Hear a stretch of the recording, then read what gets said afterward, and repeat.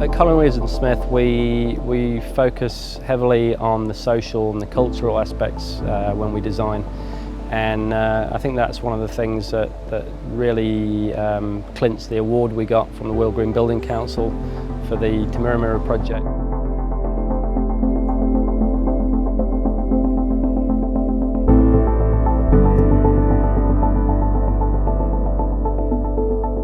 Reflecting the day, it goes back to one of the early projects I did way back in England.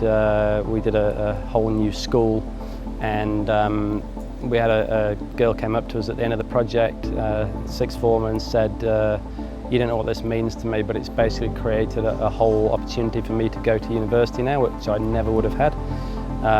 So when you get feedback like that, you realise that you're changing lives with it. So that's why we're so passionate to do these types of building.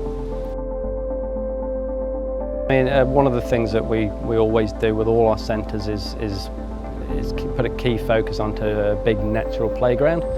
And again, that's picking up on the sort of environmental and social aspects. It's something that we're starting to do a little bit of research into. There's early research in it. There's a town called Reggio Emilia in Italy that's looked at this for many years in the early childhood settings, but we're starting to do our own research now based on our centres and based on the New Zealand context. We're getting some really interesting feedback as to how positive that is in early children's lives, but also in their entire life moving forward. I mean, being in the sort of semi-industrial area, it was actually quite good building product-wise because most of the manufacturers are just down the road. So from an environmental point of view, the sort of mileage on a lot of building products was actually fantastic because they were all from very close by, which was a key sort of element in what we picked to go on the building and in the playground. When we come to design, we always like to start with the genius loci, or the sort of spirit of the place. And so, I mean, you can see from the trees here, that was really the essence of what we had on this site. And we started from that viewpoint that the trees were the real sort of focus of the design. And so over that, we looked at the other sort of cultural and spiritual aspects on top of that as to what should be our design cues to start with.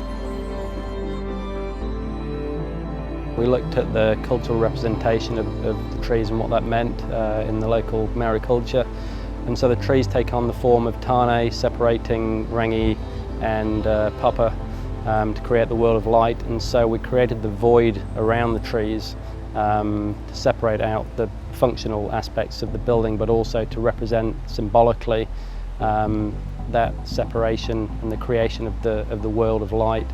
That the building then takes on the form of papa in an embrace around the trees, which is how you get the form that curves around the trees.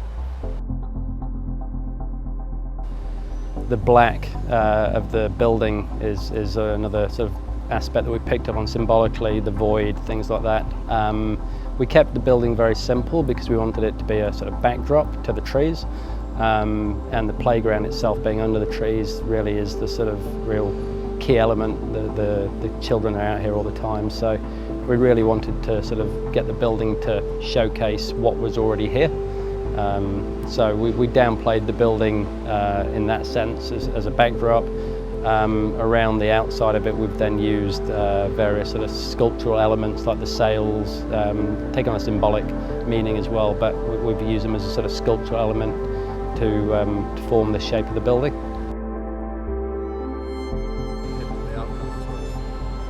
Yeah, the challenges to this project were numerous when we first started. The trees, whilst the key feature, were also a key encumbrance to the site, and so obviously we had to be outside of the drip lines and things like that. The building itself, I think, speaks volumes to an early childhood building, and we've done many of these now, so the actual buildings, I think, represent everything that a good childcare centre needs to have. think the longevity of the building will be something that we'll certainly watch keenly.